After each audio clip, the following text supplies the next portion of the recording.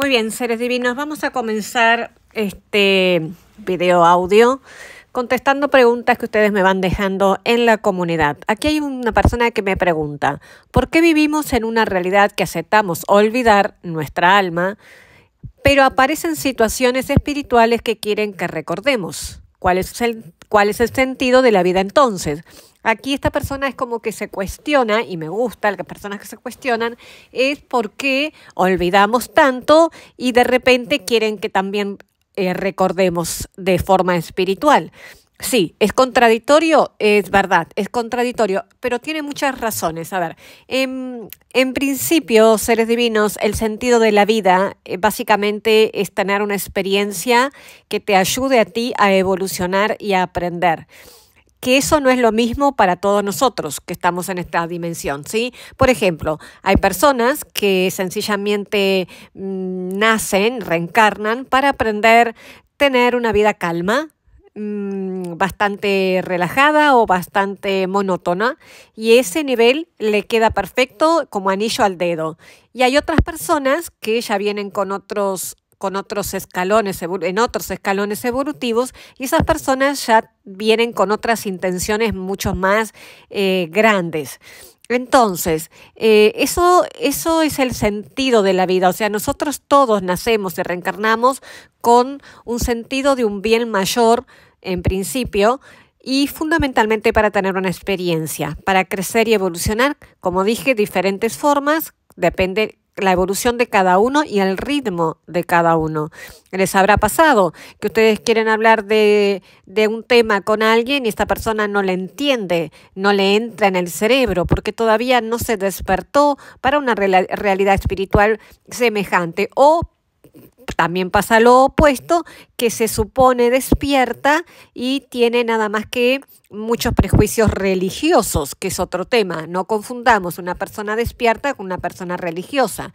Entonces, el sentido de la vida, literal, es en principio vivirla. Vivirla. Nadie puede ni siquiera pensar en la idea de cancelar esa existencia o algo así, porque ahí sería, digamos, sería ir contra la propia esencia de la vida, ¿sí? Que eso es muy normal, es muy simple de entenderlo, lo que quiero decir, ¿sí? Entonces, lo primer punto de por qué sentido tiene la vida, entonces, es que básicamente tienes que aprender en esta existencia. Y si olvidaste tus vidas anteriores y tus experiencias pasadas, es justamente para que esas experiencias no te influyan en el presente. Porque, a ver, seres divinos, si ustedes a veces no pueden ni siquiera con la vida que viven, ¿ustedes les parece que ustedes pueden recordar 5 vidas para atrás sin que les haga un entuerto y un nudo en la mente y en el cerebro y colapsan? Les digo desde el alma y desde el corazón que vivir una experiencia semejante, si esa persona no tiene los patitos bien encaminados, como digo yo, no es emocionalmente estable, se puede colapsar, ¿sí? Se puede enloquecer porque la línea es muy delgada. La línea del pasado, de las reencarnaciones pasadas con el presente de esta reencarnación, es una línea que casi que imperceptible para una persona que pueda recordar. Entonces, el hecho de olvidar realmente es un regalo de Dios, es un regalo de la espiritualidad, porque ustedes apenas pueden con la vida presente, así que ni siquiera se cuestionen en preguntar sobre vidas pasadas cuando no pueden resolver la presente. Empecemos por la presente para de esa manera ir resolviendo las del futuro, las del pasado, y de esa forma ir co-creando las del futuro. Salvo que, siempre digo cuando hablo del oráculo de Brian Weiss en las lecturas, salvo que tengan un trauma, tengan una situación X en su vida que no logren avanzar, ¿sí? Y ahí sí pueden buscar registros sarcásticos, ir por otros medios en búsqueda de respuestas, pero solamente cuando es necesario por temas de emociones descontroladas, por mediunidades, por problemas de salud, pero nunca jamás por curiosidad. La curiosidad mata al gato, así que mata al murci. Así que nunca, nunca jueguen con estos temas, porque esto es muy delicado, porque una vez que abren los portales, a veces la gente es como una moda, ¿no? Ay, me voy a hacer registros sarcásticos, voy a hacer mis registros y voy a abrir acá y abren portales. Me ha llegado un montón, muchos correos a mi correo electrónico de personas que han hecho eso y después les empiezan a aparecer de todos en la vida, ¿sí? Y no saben cómo manejarlo. Entonces yo les pregunto, ¿para qué abren portales? ¿Para qué van a lugares?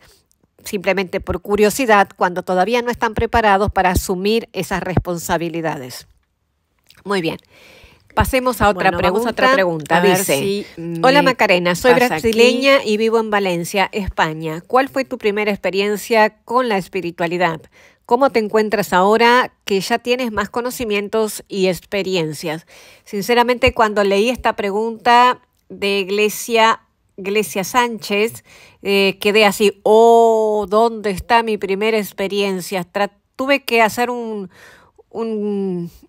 digamos, mirar para el pasado, muy allá en el pasado, porque realmente no me puedo acordar exactamente cuál fue mi primera experiencia, pero les puedo hablar de algo interesante.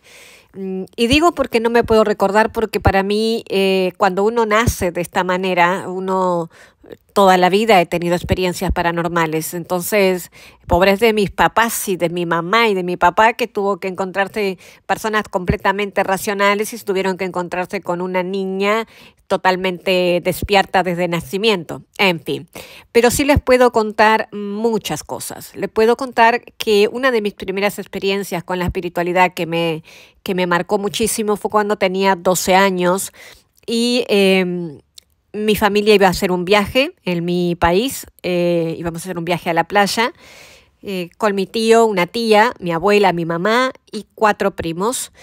Y en ese viaje nos veníamos organizando mucho, era una combi, íbamos a viajar todos en una combi, les estoy hablando de hace más de 40 años atrás, ¿sí? Yo tenía 12 años, 12 años tenía, cumplí 13 en febrero, a los poquitos días cumplí 13, pero tenía 12, pero los primeros días de febrero. Esa fue la experiencia que más me marcó y por eso se las voy a contar, ¿sí? En esos días yo siempre pude observar cosas y ver mensajes que yo pensé que todo el mundo los veía y pensé que eso era lo normal y no era lo normal. Pero eso me di cuenta mucho después. En ese entonces yo vi que iba a pasar algo muy trágico y vi un accidente de tránsito en esa combi blanca, ¿sí? Y tenía 12 años y en esa época los niños eran niños, vivíamos jugando en la calle, era otra época, ¿sí? No había tecnología y a los niños se lo consideraba como niños, o sea, no se les daba mucha importancia, a eso me refiero. Entonces yo empecé a decirle a mi tío que no hiciéramos ese viaje en la noche, porque íbamos a viajar en la noche, cuando mi mamá terminara de trabajar, salíamos de viaje. Yo le decía que no, que viajáramos durante el día. Insistí mucho, con mi tío teníamos una relación casi de papá y hija, porque casi que convivía más con mi tío que con mis padres, porque mis padres trabajaban todo el día y yo pasaba más en casa de mi tío y de mi abuela. Entonces insistí mucho, me acuerdo que hice de todo, y no hubo manera, ¿sí? Traté de dejar de pensar en eso, pensaba, en aquel entonces pensaba, no, seguramente fue un sueño mío, un sueño ridículo que no se va a dar, que estoy pensando, y bueno, y como niña seguí organizando el viaje y me seguí entusiasmando. En el momento de la hora del viaje, salimos de viaje y llegó un momento dado en que yo sí sentí fuerte, mi guía espiritual, que calculo que fue la voz de Miguel, hacia ahora me pongo a pensar, la voz de Miguel, Miguel tiene una tonada muy, muy suave, ¿sí? Él habla muy suave, muy así, ¿sí? Nada que ver conmigo. Cuando Miguel baja, él no habla mucho, pero es sanador, pero habla muy tranquilo, ¿sí? Como que le cuesta hablar el español, o sea, habla en otros idiomas, pero entonces como le cuesta, habla muy sereno, habla así muy sereno, a diferencia de Clara del Oriente, que es una gritona bárbara. Entonces sentí una voz que me dijo, levanta tus piernas. Macarena, levanta las piernas. Y veníamos ya en la combi, rumbo carretera, saliendo para la playa, sí, eran 500 kilómetros. Iba en la camioneta, iban mis primos, mi hermana, mi abuela, mi madre tomando mate, somos de Uruguay. Íbamos todos cantando, iban muy felices, íbamos a pasar casi 2 meses en la playa, o sea, era una hermosura de viaje, de aventura. Y yo, sin embargo, me sentía como tenebrosa, me sentía oscura, me sentía como que yo sabía que algo iba a pasar, o sea, yo sabía. Y es espantoso que una niña de 12 años no pueda vivir una experiencia de aventuras. Yo estaba viendo. Entonces, cuando sentí eso de levantar las piernas, yo me senté como un Buda, me levanté las piernas, yo iba del lado izquierdo de la camioneta, al lado de la ventanilla, y levanté las piernas, iba en el cuarto asiento, levanté las piernas y a los 2 segundos, milésimas de segundo, apareció una luz de repente en un costado de la carretera. Atravesó la carretera y mi tío gritó, agárrense, y a los segundos hubo un impacto. Todo lo que yo había soñado y lo que había visto, y lo que había visto como una película en mi mente, se dio de forma idéntica. Esa fue mi primera experiencia con darme cuenta de lo que yo veía no era pavadas y que tenía que tomarlo en serio. Y obviamente pasé mucho tiempo escondiendo eso, o sea, no le dije nada a nadie. Después de eso en el mismo momento del accidente, tuve una experiencia corpórea, o sea, hice un viaje astral. Lo que digo siempre es que ese viaje astral que tuve, que los cuento otro momento porque es muy larga la historia, ese viaje astral fue impresionante. No puedo seguir, o sea, cuando les cuente el viaje astral, háganme acuerdo que les cuente el viaje astral que tuve en este accidente. La cuestión es que al poco tiempo, más o menos a los pocos semanas, fallece mi tío y fallece mi tía. Bueno, un colapso en la familia, entiendan que fue, mi abuela quedó gravemente herida, mi mamá también. Los niños no nos quedamos heridos, íbamos en el cuarto asiento, tuvimos golpes, a mí me ingresó un hierro en la abajo de la rodilla, en el hueso, y me lo saqué en el momento, no sentí nada. O sea, básicamente a los niños no les pasó nada, pero mi tío y mi tía fallecieron a las semanas. Lo que sentí después de eso fue como que tenía que soportar mucha cosa y como que fue un gran despertar para mí. Es como que tuve que buscar en mis poderes o en mis, no me gusta decir poderes, es como que tuve la necesidad por la vida, ¿no? De buscar apoyo, y fue en ese momento en que es como que se me abrió más el velo de la espiritualidad y de la evidencia y todo lo demás, porque yo necesitaba ayuda. Entonces ahí es cuando empecé a sentir más mis guías, y sentí más a Clara del Oriente, y fue en ese momento en que a los poquitos meses de mi tío fallecer, yo lo vi ya fallecido. Y bueno, ahí sí colapsé y bueno, le empecé a decir a todo el mundo que veía a mi tío con un pijama blanco con rayitas celestes, y bueno, esa fue mi primera experiencia. Después de eso no paró. Tengo 56 años, hoy estamos a 19 de noviembre del 2023. Después la pregunta que me dice es, ¿cómo te encuentras ahora que ya tienes más conocimientos y experiencias? Bueno, yo me encuentro que valió la pena tanto sufrimiento, porque en realidad mi vida fue un tsunami de sufrimiento constante. A veces veo gente que dice, ay, porque hace un mes que estoy con este problema, y yo digo, wow, ojalá yo hubiera tenido un mes de problema o un año de problema. Mi vida fue un problema. Por eso a veces no me gusta que la gente se queje o que la gente cuestione. Digo, mi vida yo tuve que pelearla todo el tiempo. Yo peleé con la muerte desde que nací. O sea, nací con 7 meses y derecho a pelear por la vida. O sea, a derecho a una incubadora, y estuve casi un mes en una incubadora con cirugías, y con 2 años, en fin. Ya perdí la cuenta en cuántas veces me he encontrado con nuestra tan amiga y adorada muerte, pero para mí no es muerte, sino simplemente es un traslado a otra dimensión. El tema es que yo no pretendo irme sin cumplir esta gran misión que se me ha sido asignada. Así que vivimos peleando ella y yo.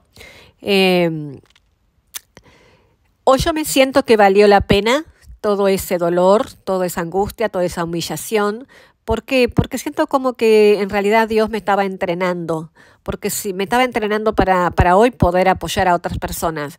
Si yo no hubiese pasado por esas circunstancias de vida, esas torres y esas noches oscuras que no fueron una ni dos, son muchos despertares, ¿sí? No es que tú despiertas el año pasado o el año anterior y ya te vuelves un gurú espiritual. No, no, no. Tú te despiertas, tienes que empezar a estudiar, te tienes que comprometer con la espiritualidad y te tienes que poner a estudiar y estudiar y estudiar y estudiar como quien hace un doctorado de medicina. O sea, porque no es que despiertas y tienes tu misión de vida y tu propósito de vida como por arte de magia y ya tienes el don de sanar, el don de comunicar y el don de bla, bla, bla y tienes muchos ministerios y bla, bla, bla, como decían en la iglesia evangélica. Eso no es así. Eso es un proceso. Y si todavía te cuestionas cuál es tu misión, es porque todavía no la tienes que saber. Cuando tengas que saberse, se te dirá en forma clara, fluida y espontánea. Te lo vas a saber, pero no anden hurgando y buscando conocimientos que en el momento no está para que lo sepan. Cuando sea el momento, ese momento se va a venir una persona y te va a clarificar las cosas así, bla, bla, bla. Yo fui una persona que fui muy intransigente, sí, muy dura para entender mi misión de vida. Yo no entendía, no entendía porque en mi época de adolescencia y de juventud no existía la abertura mental de que la que gozan hoy la juventud. O sea, no había internet, no existía, había un tabú y tremendo. Todo esto era que no se hablaba, sí, seres divinos. Entonces, yo no, lo que sí les puedo decir es que yo no voy a renegar ni jamás mi experiencia, que doy gracias a la espiritualidad por haberme soportado tanta capricho, porque yo me encaprichaba con que no era por ese camino y podía haber sido más fácil mi camino, pero los prejuicios con los que uno se educa pesan, me pesaron mucho hasta que tuve que romper esos prejuicios y tuve que quitarme muchos pesos de encima para poder hoy dejarme guiar de forma libre, fluida, alegre. Pero eso no fue mágico, ¿sí? Eso, como le vuelvo a decir, eso es un proceso. Muy bien, vamos a buscar otra pregunta. La siguiente pregunta, ¿nuestros seres queridos que han partido de este plano astral, ¿se pueden comunicar con nosotros? Bueno, tendría que hablar horas y horas y horas sobre ese tema. Bien. Es complicado porque hay tanto para hablar que no sé ni por dónde empiezo. A ver, siempre está, ¿cómo les voy a explicar para que entiendan? Cuando la persona desencarna, tiene un lapso de tiempo en el que no se comunica. Ni puede, ni lo intenta, ni nada, salvo que tenga una evolución de casi un maestro ascendido. Cuando es un maestro ascendido espiritualmente muy evolucionado, desencarna y al mismo momento está hablando o viendo a sus seres queridos y comunicándose. Claro que se pueden comunicar, siempre. Pero como dije, no es lo mismo, vamos a poner un ejemplo, no es lo mismo que vaya vamos a poner, siempre pongo el tema de la cárcel porque es más o menos lo que yo me lo imagino. Por ejemplo, vamos a pensar que una persona robó un auto y se fue a la cárcel. Entonces como que no está más en la sociedad, está encerrado. Es como que no podemos verlos. Pero su gravedad de su delito es poco y a los 2 meses puede recibir visitas. Más o menos de la misma forma pasa en la vida. Depende de lo que has cometido o hecho en la vida, si tus robos o tus experiencias o tus errores o tus, no me gusta decir pecados porque eso no existe, ¿sí? Tus inconvenientes depende cómo te has comportado, tu carácter, tus valores, tus principios, depende de eso el tiempo que tú puedes comunicarte, estar encerrado en un plano sin poder comunicarte o el tiempo que sí puedes comunicarte. Eso siempre estoy hablando, este ejemplo es para los seres desencarnados de luz. Y ahí vamos a hacer un punto porque es diferente la cuestión cuando tú desencarnas y te encuentras con tus guías, tus ancestros, tus papás que ya han desencarnado, tus abuelos, alguien te va a venir a buscar, siempre. Tus guías te van a venir a buscar, pero resulta que tú dices, no me voy a ir con ustedes porque tengo un enemigo, tengo una suegra que me hizo la vida un infierno y me las va a pagar. Y sencillamente los guías espirituales, sus ancestros ascendidos que vienen a recibirlos, les van a tratar de hablar con ustedes, decirle que ese no es el camino, pero ustedes hacen lo que ustedes quieran, como todo en la vida encarnada o en la vida en espíritu. El libre albedrío no se pierde nunca.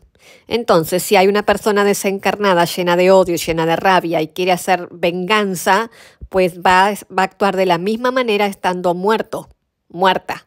Entonces, esa persona no va a estar en ese lapso de tiempo antes de comunicarse, ¿no? Ese espíritu directamente te va a ir y a los pocos segundos va a estar al lado de la persona que le tiene odio y ahí se va a quedar y ahí le va a hacer la vida imposible.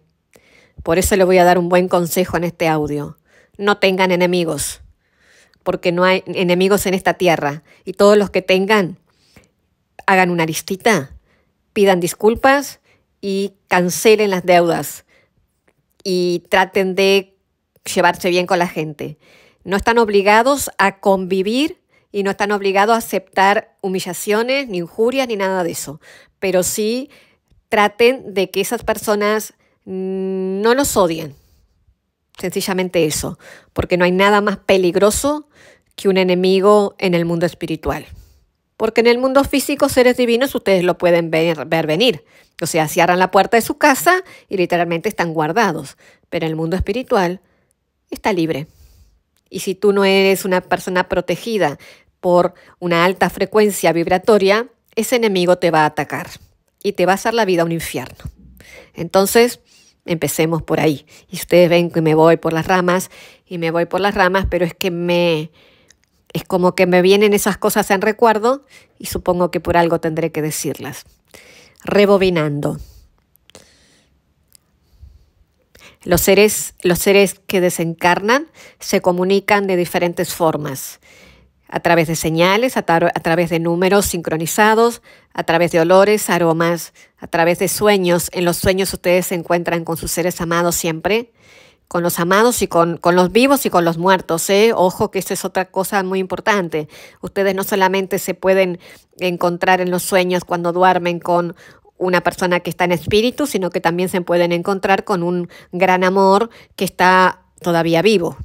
Y pueden tener una noche de pasión también. Y pueden tener una larga historia de conversación en donde pueden comunicarse los planes de vida que hicieron juntos y agradecerse mutuamente.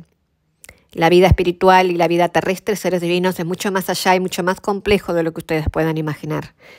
Yo a veces me cuestiono un poquito de cómo es que la vida de esos seres espirituales, de esos seres que viven en esta tierra que no creen en nada, ¿no? Yo me cuestiono, díganme ustedes, díganme en comentarios, ¿qué hacen? ¿Cómo viven?